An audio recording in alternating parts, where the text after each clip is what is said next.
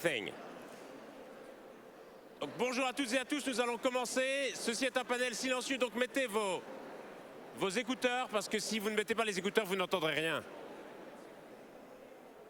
Donc voilà, je laisse le temps à tout le monde de mettre ses écouteurs.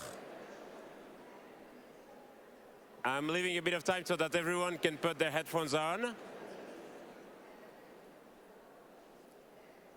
You can hear me fine, yeah?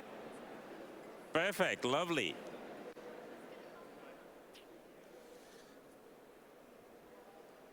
All right, well, this year we are supposed to celebrate the 10-year anniversary. Please join us, Pascal, right on time. So this year, as you know, we celebrate the 10-year anniversary of the Paris Agreement, and yet, as we should be celebrating, we're in disarray. We're doubting our possibilities to achieve the transition. We are doubting our possibilities to succeed. The US has left the Paris Agreement, and it seems that everyone is wondering about what the future of the Paris Agreement will be, and beyond that, what the future of multilateral cooperation will be.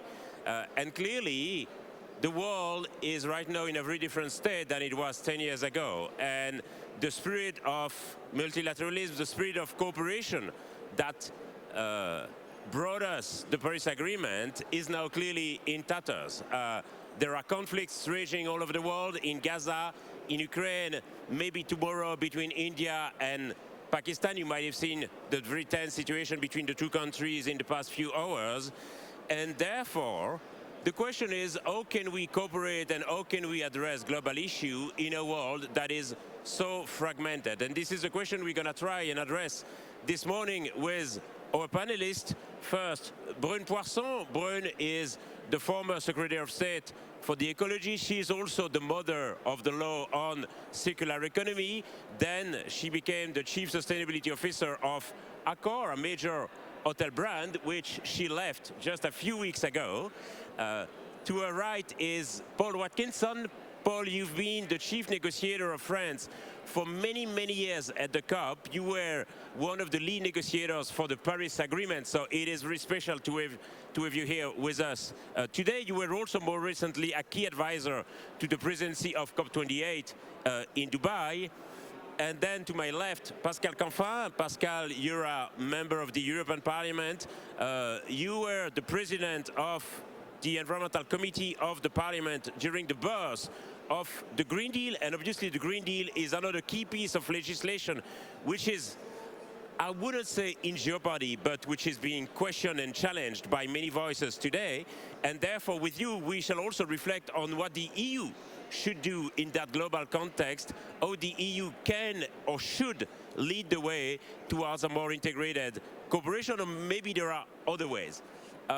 Perhaps I'd like to start with you, Paul, and if you could tell us from your experience, which runs, I guess, 25 years long, something like that, what do you consider as the key achievements of the negotiations and of multilateralism, and how do you look at the situation today, and what do you foresee in the future? Great, thank you very much, Francois, and thank you for the chance to be part of this today. I hope you can hear me. There's a lot of background noise, but I believe you've all got headphones, so you can actually hear. Great. What have we done over the past 20-odd years, and where can multilateralism take us? What's it for? I'd say that multilateralism is a flawed, it's a frustrating, and it's often a really quite disappointing in terms of the results it can give compared to the level of the challenge we have. And yet it's the only thing we have to bring together the governments of the world and to find ways for us to work together. We don't have a global government that can take decisions on our part. And if we don't have a system like the UN, we're in the world of the strongest, a Hobbesian world where those who have the strongest force simply tell the rest what to do. And maybe just having the biggest countries decide what to do on emissions might be a way forward, but it will be nowhere near the level of reductions which are needed for the small island states, for the poorest countries in the world, whose interests can only be reflected in a multilateral system. So we have to put that together. It's no accident that one of the people whose name comes up most often when you talk about what we did in Paris was Tony de Broom, the minister at the time of the Marshall Islands, sadly died a few years later. His voice was extremely powerful, and it was only through a multilateral system that brought all countries of the world together that a country as poor and as weak as the Marshall Islands could have its say to ensure that 1.5 degrees was on the table in the Paris Agreement. Now then, what have we done in Paris and what are the key challenges moving forward? Very briefly. The agreement does 4 things. It says where we need to head, keeping global warming well below 2 degrees and pursuing efforts to 1.5.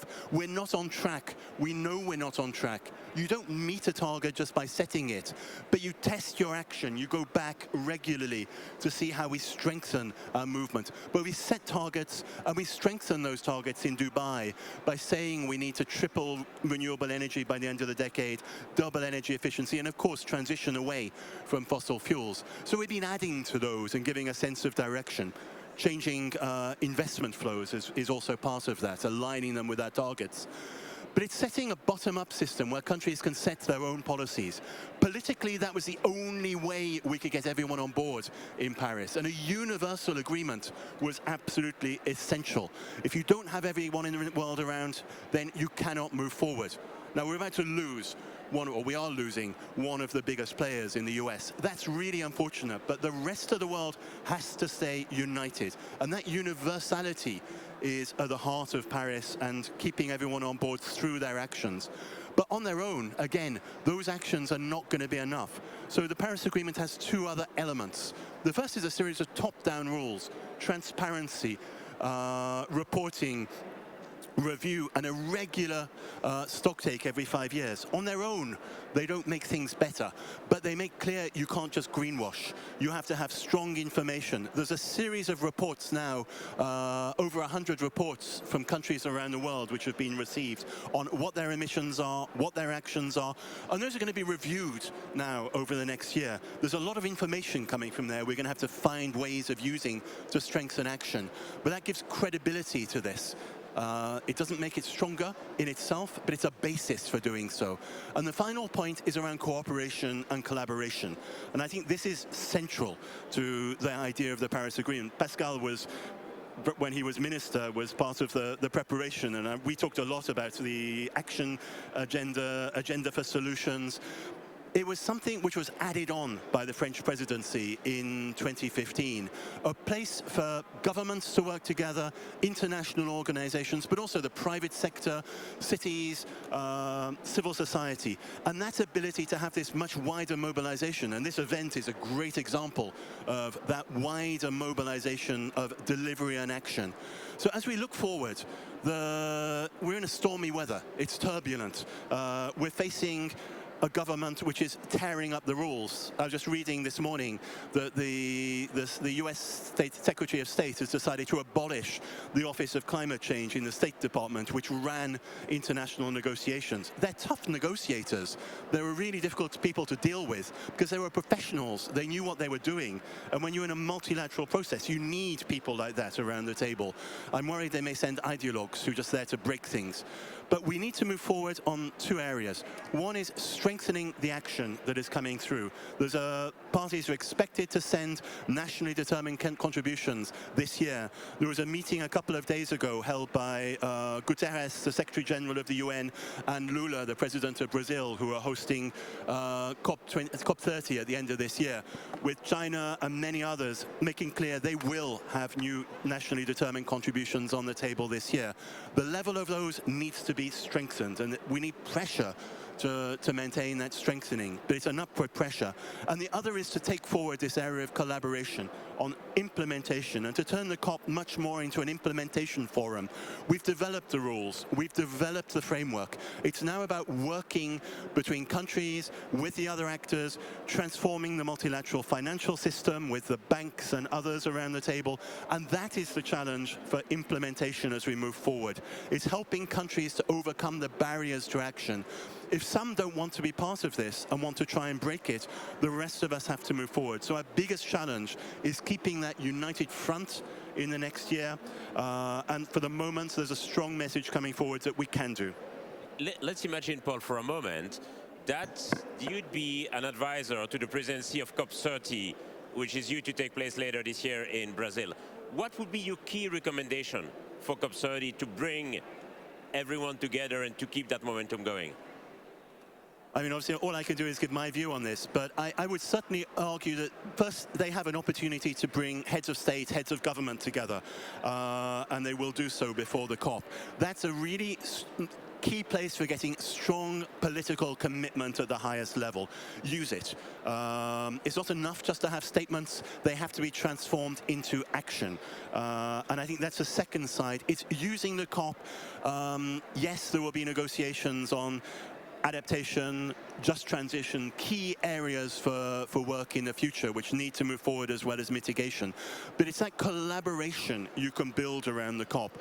The last few years, and I saw this in Dubai, the action agenda was driven, I'll put it this way, a little bit too much by consultants and communication teams. They did a good job about getting people around the table to say they do things. They didn't do a good job about following up. What we need is to follow up the action which has been launched in the past few years, build on what's working, fill in the gaps where it's not working, and then take stock in the course of the next year. Put in place systems to say what's working, how we drive it forward, how we accelerate. Because it's the collaboration which will make it possible to go much further, which will take away the barriers. It's the collaboration, it's the building the links with the, as I said, particularly the reform of the international financial system, which is going to be hard with the Trump White House trying to stop things. But that needs to move forward to help the most developing countries. It costs them a huge amount to get access to capital. Helping bring that down, working together in those fields. Those are the challenges. And it's the political lever that a COP offers. Sometimes these places can seem like, 50, 100,000 people flying around the world to have a fun time in Dubai, in the jungle, or wherever. That's wrong. We need it more focused. But it's about real delivery coming out of it. And I think that's where if I could advise the COP30 presidency, it's focus on delivery. Thank you, Paul. Let me turn to you, Brune. In your capacity as a minister, you partook in many international negotiations, not just on climate change, but on other issues. There is the Oceans Conference coming up in June in Nice. What is your take on the current multilateral situation, and how can we move forward despite the headwinds? Good morning to all of you. I think what we have to do now also is really question the way we talked about what we were doing at the international level. At the end of the day, it's also a major political issue. And I think what we failed to share as a message and to really embody and make it real was the fact that the Paris Agreement actually is a social contract. So it really looked like a bunch of people discussing technical issues very far away from the ground realities of people. And so it made it very easy for a lot of developing countries. And I'm not saying they were wrong to do that, but it made it even easier for them to also use the fact that they needed and they wanted money to make all those changes happen. And so it helped, in a way, sort of block the negotiations. So I think, first of all, what really matters, and this is a great opportunity here and today, is to change the narrative. I'm not saying it's easy again, but how can we go back to saying, showing, and making it concretely a social contract? I think one of the second things that we've learned, and that I think we should focus on as well, increasingly so, is breaking silos. I mean, again, it really sounds like it's a cliche, but I think the way we've negotiated in the past and the way we have to overcome the regulations, and I was actually talking about that with Nick Stern recently, is how can we make the issue of environment closely related, and also the business of other ministers. So on the one hand, it seems huge. You're like, well, we don't even get the space to talk about environmental issues at the global level. How do you want to involve even more ministries or other fields? Well, it's actually critical, and we have to be sneaky about it, and we have to find other ways. And really, again, going back to that conversation on the new economy report that was launched at the time, one of the issues is that, and he said, and the Nick Stern actually said and told me we should have spent, and I know, Pascal, you've worked a lot on that and from the beginning, but we should have pushed and we should have engaged much more, for example, with finance ministers or trade ministers. And again, talking about silos, we allowed, following the Kyoto Protocol and the Paris Agreement, a rigid divide between developing, to put it very simply and oversimplistically, developing countries and developed nations. So again, how can we overcome that? And finally, the issue of financing, the 100 billion. Again, we need to get much more creative today. So I think around those three issues, and perhaps we should see the current state of multilateralism, and the fact that the US is actually withdrawing, as you've seen, if not withdrawing, actually destroying what was built over the past decade, or if not more, as an opportunity in a way. Perhaps without the US, the Paris Agreement could have been a binding agreement. Maybe this is a bit of a dream, but it could have happened, perhaps. So what sort of alliances, what sort of new cooperations can we build without the US? Maybe it's an opportunity to get a new start and to get really a new reset. So I think we need to think along those lines. And again, I'm saying all that also because I don't want to duplicate or replicate what you've just said, but more than ever, action is critical. And what I can see now is that a lot of private companies, because that's what you were saying as well, in a lot of COPs and places like this, you had a lot of talking and maybe not enough stock taking and accountability. And so what we're seeing now as well is a bunch of private companies actually withdrawing from that process when more than ever we need them. They can't have the best of both worlds as well. So they need to keep being engaged. And I can tell you, I used to work for private companies, how important those COPs are, because they give you an argument when you're sitting on the executive committee. You can say, actually, this is not me talking. This is really the way and then the direction towards the world is going. So we have to do something about it as well. I think that's an important point to stress, the role of the COPs also to foster the message for private companies, for investors, and for all of the actors of the transition. Let me come back for one moment to one thing that you said. And you said that maybe the withdrawal of the US could be some sort of an opportunity to start from a clean sheet at COP30 and to imagine perhaps another model of negotiation. Would you go as far as to say good riddance? Good news, you meant? Good riddance of the US. Perhaps almost yes. I mean, I hate saying that because they're really, what they're doing now is really attacking the international system. But it forces us probably to think about new types of alliances. And actually what we can see coming out of Brazil right now, so again, COP30 is not happening yet, but what we can see in the run-up to COP30 is actually potentially quite, if not exciting, but it could give a lot of hope.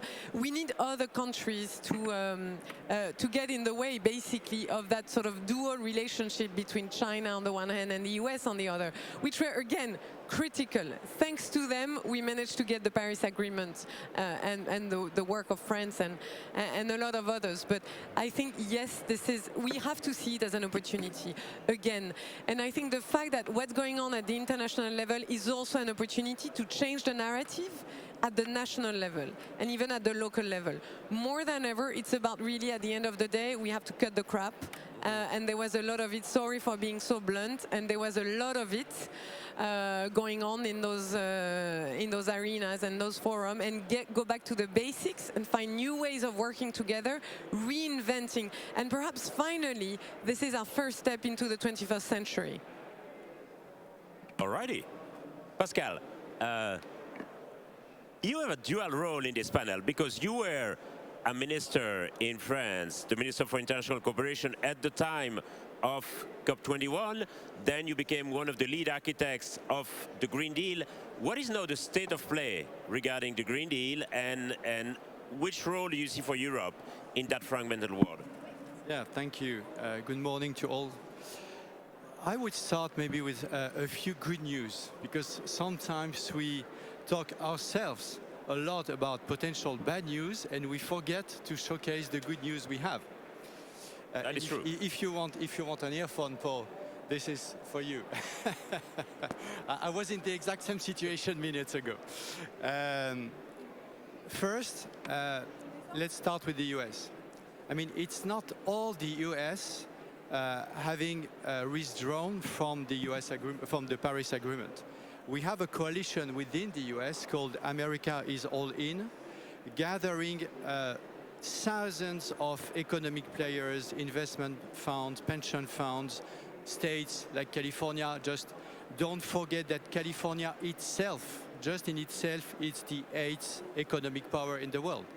So having California plus other states being still part of the climate commitment means that it's not the whole US economy that has withdrew from the Paris Agreement. It's obviously the federal government, and there is a cultural war, and we have to win this war.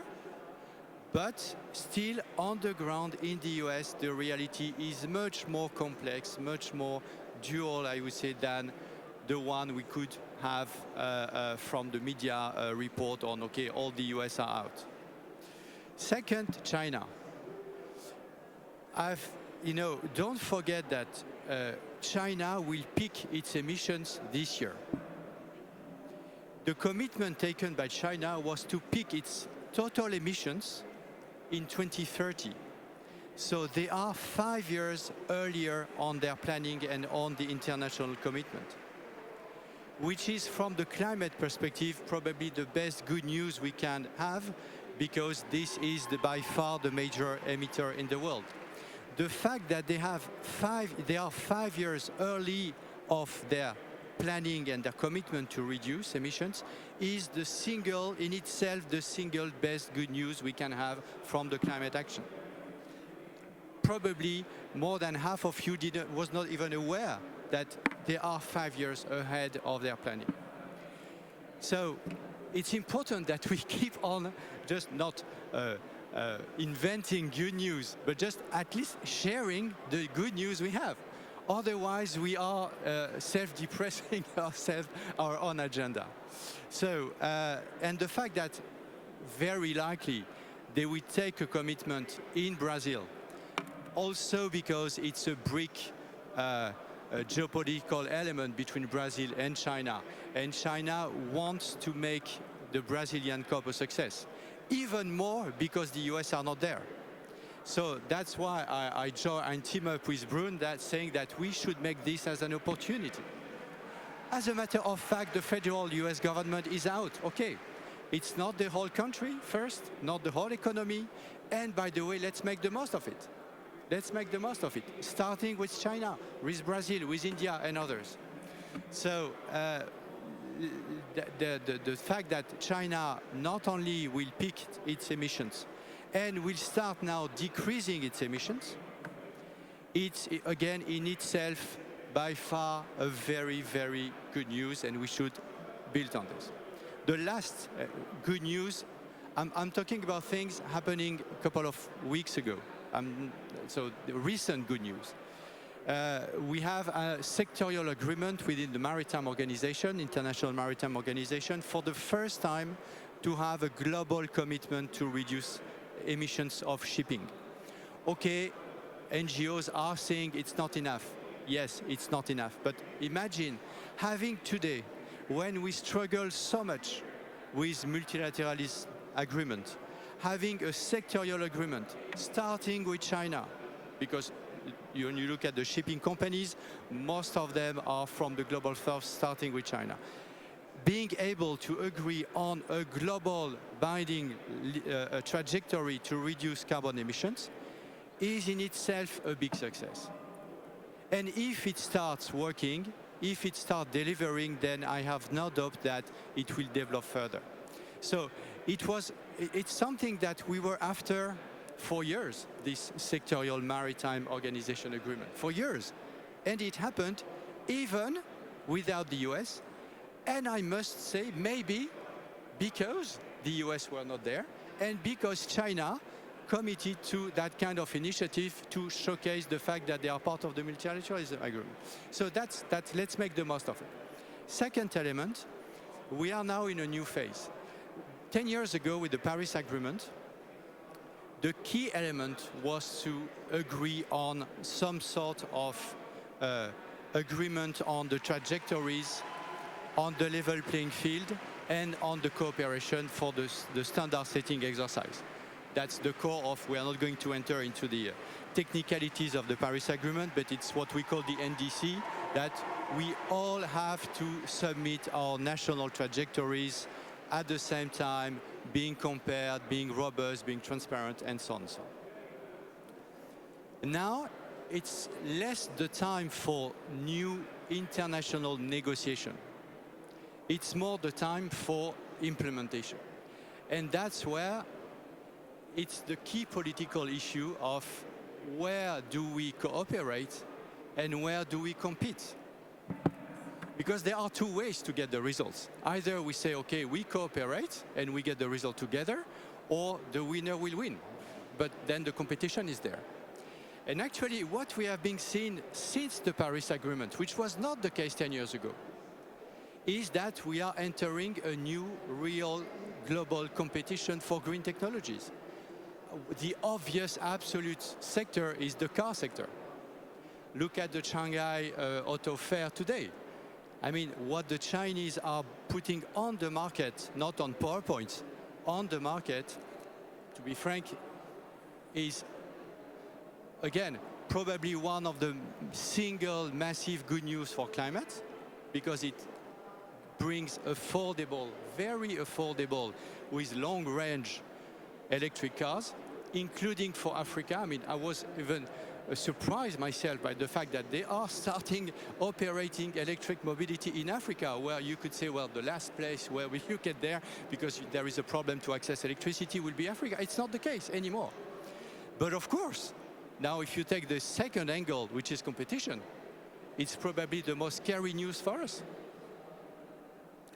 10 years ago, all what I've just discussed on cars, and I just took a minute on this, was fantasy. I mean, it didn't exist at all 10 years ago. And that was the same for solar panels to some extent. And same for wind farm, and same for hydrogen, and same for electrolyzer, and so on, and so on, and so on. And so we are now in this global competition battle.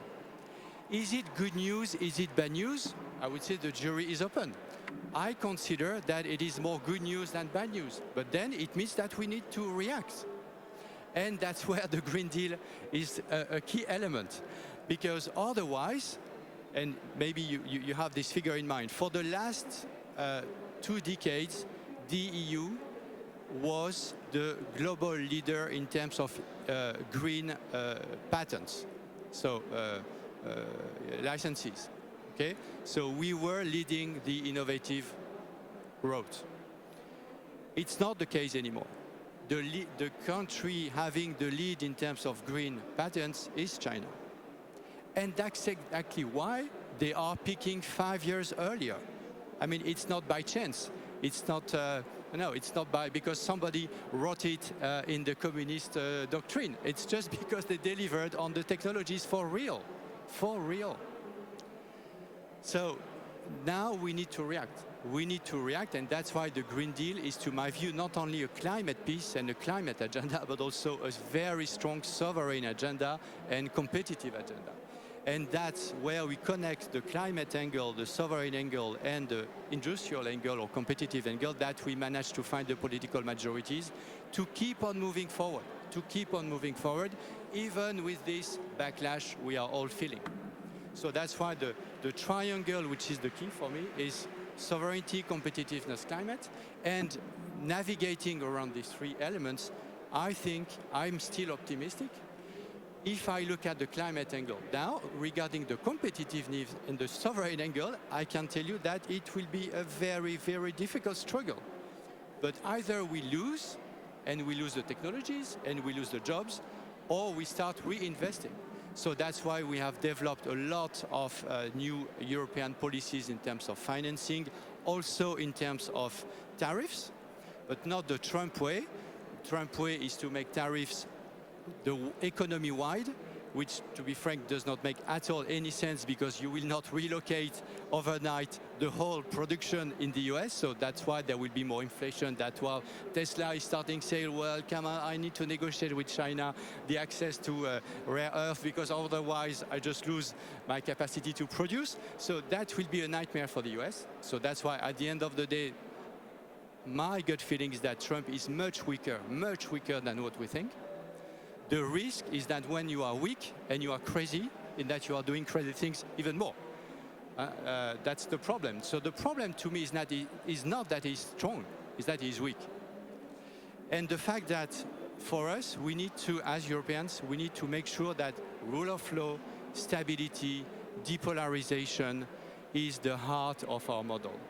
And for companies, and Brune, you have experienced that also all these last years, that's a key element to sell to the companies. And frankly speaking, the last 6 months, we had so many CEOs saying, well, you know, maybe it's good for business, maybe it's good for profits, maybe it's good for growth. At the end of the day, they're now realizing that stability, short-term, medium-term, long-term consistency is much more growth-friendly and profit-friendly than just erratic, crazy U-turn from the US policy. So that's why we need to sell as well the Green Deal and the climate agenda are the key piece of our model, of our rule of law, and of our values. Thank you, Pascal. Maybe some reactions, Paul, and also a question that I had for you. Brune has mentioned and has spoken about the importance of COPs for the action of private companies. But this is a business-oriented summit, and therefore I also wanted to ask you, what can private companies do to help international cooperation and to help the COP succeed? Yeah, first to pick up, I think both Brune and Pascal made extraordinarily valuable points. I think I totally agree. In particular, this need for us to have a focus on stability and determination moving forward in the face of a sort of a very messy world, disturbed and deranged, almost, I would say, in the way that US policy is trying to break things up. It's even more important to maintain a clear policy framework. And I think that's where the business side coming into this is going to be extremely central. Sorry, it's extremely central, doesn't make sense. Central, because it's about the opportunities of the transition in front of us. It's about the possibility to build that. It is going to be, there will be winners, there will be losers as we move into some of this. But the opportunities are huge. And I think it's working with those, making sure those and I think it's just come up in a number of conversations I've been in the last few days, making sure those voices of the people who, the business community which wants to make the change are heard and are the ones which have influence. Because there's a danger sometimes that those who see change as losing are stronger in getting their messages over. And that has been the case in the past, particularly with the fossil fuel industry, pushing its interests and making sure they are heard, rather than those who are building the future. And I think we've seen, as Pascal was saying, a total change in the landscape just over the last decade in terms of where the industry sector is, where other businesses are. So I think they can come to these events with a very clear message about we want to move forward, we want the change to happen, implement the policy frameworks, keep the cap on well below 2 degrees and 1.5 degrees, and ignore those who either want to break it or who start. There's a really quite dangerous idea starting to emerge of climate pragmatism, where you say, well, we can't really do this. We'll just sort of forget the targets, just prepare for the impacts and do some geoengineering. And I think that's even more dangerous, because it's basically saying we can't act. And yet the proof we have over the last decade is we can act, the business community is acting, and I think we need to listen to them. Thank you, Paul. Brune, you're a lecturer at HEC, and as you know, this is a panel created by HEC, which means that in the audience we have many students, many faculty members, many alumni. I'm glad to say that it's a much bigger audience than the main stage downstairs, even though that they make more noise. We've known each other for about 20 years when we were both students at the LSE. If you remember the younger version of us 20 years ago, we had many hopes about what international cooperation could bring, and obviously that was a whole different climate at the time. If we were students again now, how would we look at international cooperation? And I can feel that my students sometimes can feel a bit powerless and say, what can we do and what can we achieve if governments don't manage to agree in those international arenas?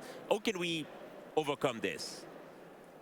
Yes, I remember our discussions, François, but at the time, you know, we lived in a world where actually the West was ruling the world. I mean, I'm sorry to say, but today, today we keep saying the world is messy. The world is just not messy. It's the West that has just not managed to share a lot of the wealth, a lot of the innovations, and the West that has also failed to actually hear all those demands, and so we created problems like the 100 billion issues, you know, on financing, and so really today the world is not messy. The world is just the way, in a way, it should be. It's basically reimbalancing. So what I would say first to ourselves 20 years ago, I would say never give up on international relations, whether it's the multilateralism the way we used to know it or not, but diplomacy, reaching out to each other, talking to each other, doing everything we can to preserve an institution like the UN is absolutely critical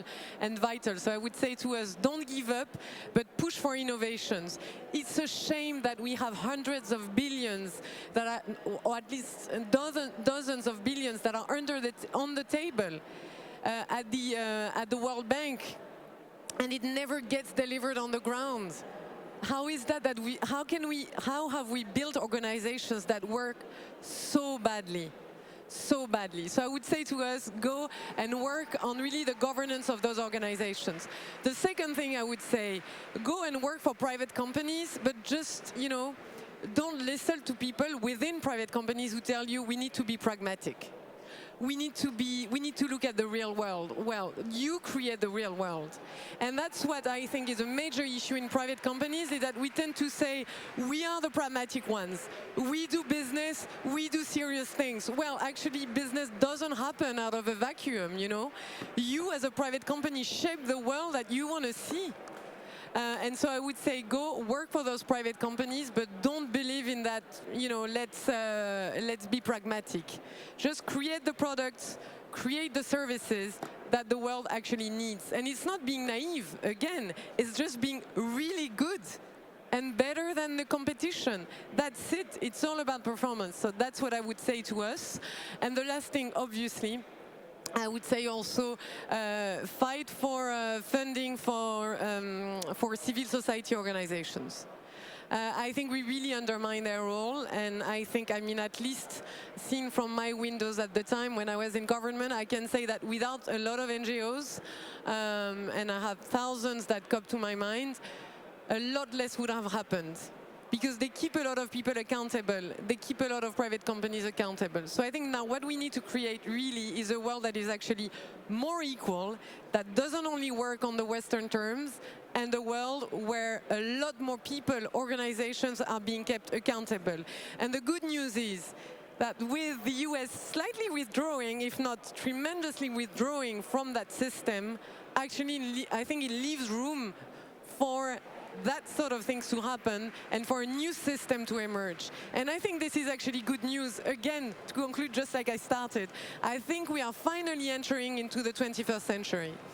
And it's maybe not be good news for the West, but it's good news, hopefully, for the rest of the world.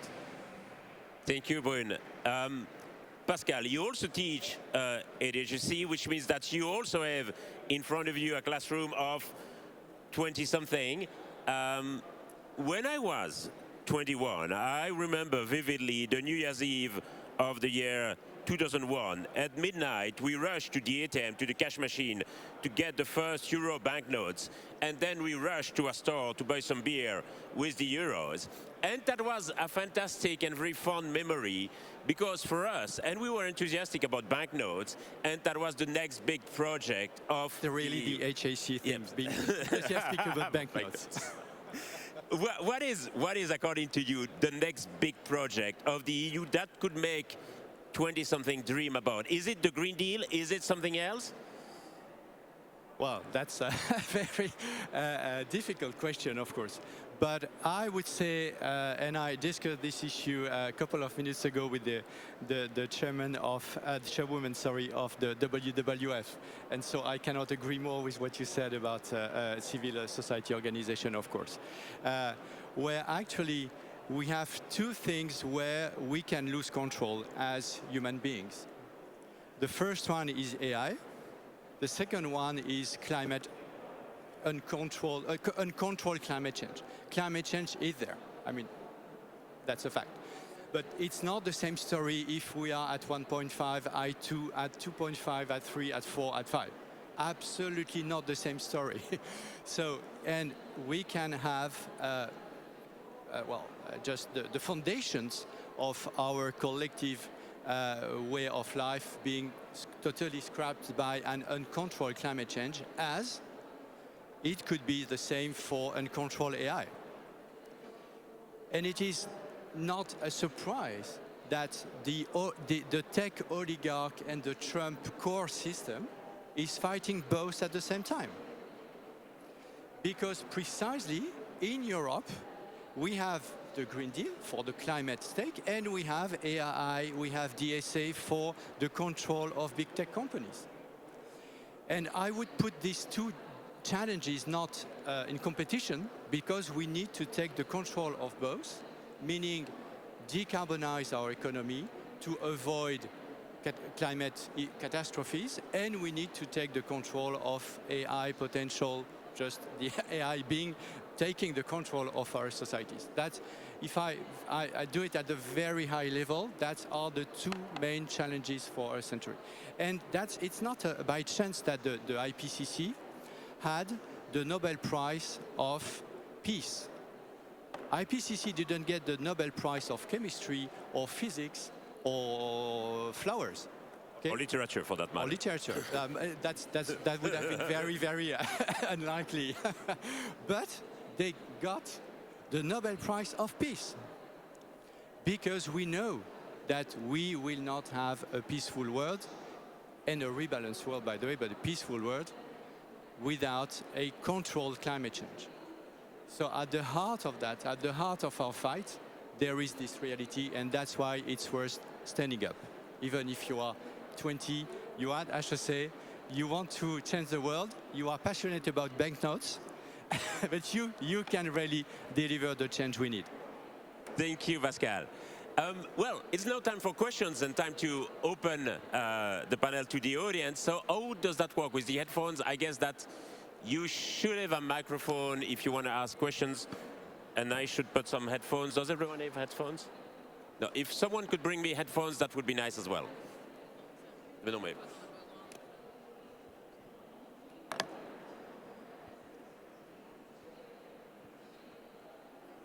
Questions? Who'd like to ask questions? To voice a disagreement? To make a joke?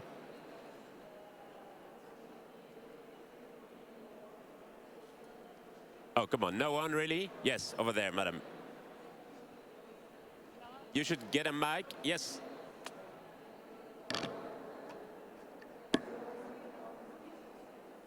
Thank you for this panel, very insightful. I had just a question about the Omnibus project. So we say that we have to see and seize the opportunity, but how to deal with an omnibus project within our walls? It would be interesting in having your views on that, because it's quite like mind-blowing to me. Very humble point. Thank you. And perhaps you need to remind everyone what is the Omnibus project. What the Omnibus is. So Omnibus is not a bus, first. It's a jargon in the European law where we put two texts or a couple of texts together, and we have a new law, and you are referring to the reform of mainly two laws, the CSRD, so the corporates, CSRD, what does it mean? Corporates. Reporting directive and CS-DDD on the due diligence file. So, and it happens that I'm the negotiator for this omnibus, so I follow that very closely. And so why it is absolutely key to keep a text like CSRD? It's because it provides the first layer of data we need to be able then to render companies liable. That's what you said. Also, for companies to be able to know where their risks are. If you do not know where your risks are, for instance, on water, on climate non-resilience or resilience, on all your value chain, well, you are blind and you are very much exposed. So we absolutely need to keep this data. The good news is that on this part of the text of the omnibus, the proposal of the Commission could have been, to be frank, much worse, because it keeps, if I do not want to be too technical, it keeps double materiality. It keeps the global scope. It keeps the scope 3 on all the value chain. So we will negotiate some adjustments. Maybe for those who are familiar with that, there is potentially one adjustment which, to my view, makes sense. It's about the audit. I have so many complaints for the companies. I don't know where your experience in Accor, but saying, okay, guys, the auditing rule of the data were not the right one, because we gave the companies the hands to say, this is material, this is a risk which is material to me, this is not a risk which is not material to me. And then the auditors came and said, you have to demonstrate that this risk is not material. Well, okay, but it's much better to act on what we agree is absolutely material instead of spending hours, quite well paid by the way, of auditors trying to demonstrate that something is not material. So I think that we can adjust rules here, but the balance of the text and the strategic element of the text are still there. And you can count on me to make sure that they are there up to the very end. Especially know that China also introduces a law about double materiality. Absolutely. Thank you for recalling this. Yesterday, China, again, introduced a double materiality equivalent of CSRD framework.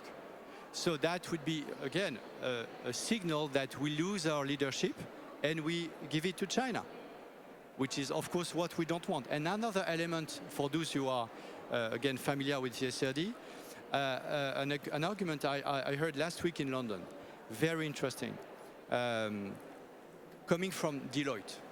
So I said something negative for auditors, so now I'm going to say something positive. I don't know if Deloitte has a partnership with the HSC, but it's not... That's probably the case. And in any case, there are probably people from Deloitte in the audience. Okay, so she said, well, I was asked by the CEOs of one company, whatever, because of the tariffs, say, well, where are my suppliers? Are they in China? Are they in Vietnam? Are they in Cambodia? Are they in Thailand? Where are they? How exposed I am to the various tariffs and, you know, the stuff from Trump. And she took the data sheet from CSRD and she said, well, here are the mapping of your suppliers. Because that's exactly the point of CSRD, to give you the data on your suppliers. And it took, I know, hours to extract that and to give to the CEO this data sheet. And he said, well, how come did you manage to get that so early?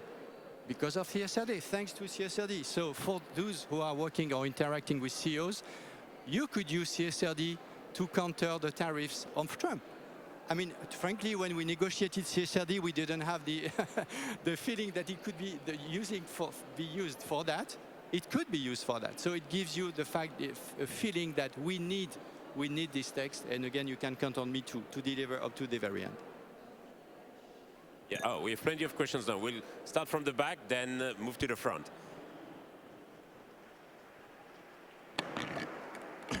Yes, hello, thank you. I'm Daniel Feher from Ocean Care. I have actually two questions, if I may.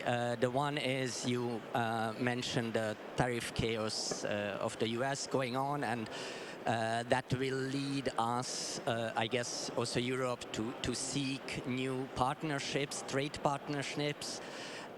Will that pressure further lower our expectations to the ecological and social quality of those trade agreements, hashtag Mercosur? The second question, you also talked about the general crisis of multilateralism. Is this an opportunity for Europe, not just the EU, also other countries, to jump into the vacuum and take up leadership on international climate and environmental negotiations? Do you see this realistic? Who'd like to take that? Brune, Paul? Well, I think in terms of the crisis of multilateralism, it really has to be taking the leadership. There is an opportunity. I don't know whether it's a good thing the US is out of it, but the US actors will be part of it, and the rest of the world can take the leadership. So I think Europe needs to be very firm. It needs clear messages on its own climate policies, maintaining the Green Deal, which has been put in place in the negotiations. Pascal is explaining on the reporting side, maintaining new targets, setting new targets which are very clear, working with China, working with the other emerging countries, and working with the rest of the world to transform the system so we get a process focused on delivery. It's not about negotiation in multilateralism now, it's about implementation, collaboration and competition, yes, but it's moving it forward for delivery. Thank you. And we'll take a final question here, Madam, in the front. If you could get a mic. It's going to be easier this way. Thank you. And please introduce yourself. Yes. Hello, I'm Francisca Viudes. I'm president of a company which is actually with solutions, environmental solutions. We're treating different kind of waste. And I was wondering, what can we do? We talk about, of course, emergency and implementations of new solutions. And for example, we are stuck with some technologies which are already proven in the States, and we are developing the projects in Brazil. But in France, we are missing paperwork.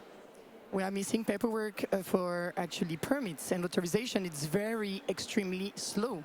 It's been a year and a half. We are trying to get the authorizations to actually implement the solutions in France. But we already signed, contracts and developed solutions in Brazil and in Ivory Coast, even with the support of the French economic sector. And so what can we do with the maybe European Commission or in France to maybe create a way, a process that actually will allow companies like me with technologies which exist and are proven to go faster because we are in an emergency state? Brune, you're no longer the minister in charge, but... So I don't know which technology you're specifically talking about, but I guess part of the conversation should be on how to do positive lobbying. What you need also is politicians don't move until they are under pressure. I mean, this is also, I'm oversimplistic. Yes, I'm no longer in politics, so I can say that now. So put pressure on Pascal. No, but I guess this is critical, that you find other businesses like yours and maybe join organizations like IMAC France and others to try and start putting pressure. Why am I saying that? Because there's a lot of vested interest. And so a lot of companies that have been in place for years are actually have sort of shape the regulations according to their own technologies. I mean, I'm specifically, and perhaps this is a way around it, I'm talking about waste specifically, right? And maybe a second thing, but this I will leave you the floor, Pascal, is also about simplification and trying to accelerate industrialization.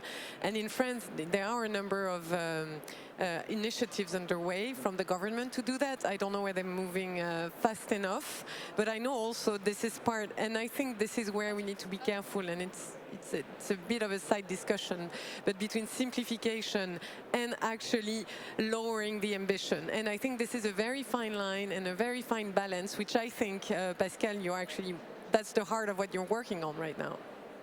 Yes. Thank you for your question. And yes, I mean, that's what I call smart simplification. I mean, we need to simplify access to new technologies when it makes sense. And if I take I don't know which sector you are in, but if I take the biocontrol technologies, so technologies that are substitute to chemical pesticides, so giving a service to the farmer to de-risk the transition against, I don't know, whatever risk they might have on their field, but without using chemical products. It takes 7 years. 7 years to authorize such a product in Europe, 2 years in Canada, 2 years in Brazil. So what we are experiencing is that all the technologies are made from Europe, developed from Europe, from universities and so on, because the pressure against chemical pesticides is higher in Europe than in Canada or in Brazil. But then when it comes to development and scaling up, then they moved their business to Brazil and Canada. So it's absolutely stupid. So that's a very good example of smart simplification we are working on. We are absolutely now, as we speak, working on in order to deliver before the end of the year a change on this. And this smart simplification could be applied to many, many sectors. Just think about medical waste, please. Medical waste. Yes. Okay, so come and lobby positively the MEPs. Thank you, and we'll end with medical waste. What a great way to end this panel. That shall be the final word. Let me just thank our 3 panelists for their insights. Thank you to all of you for being so many at this panel.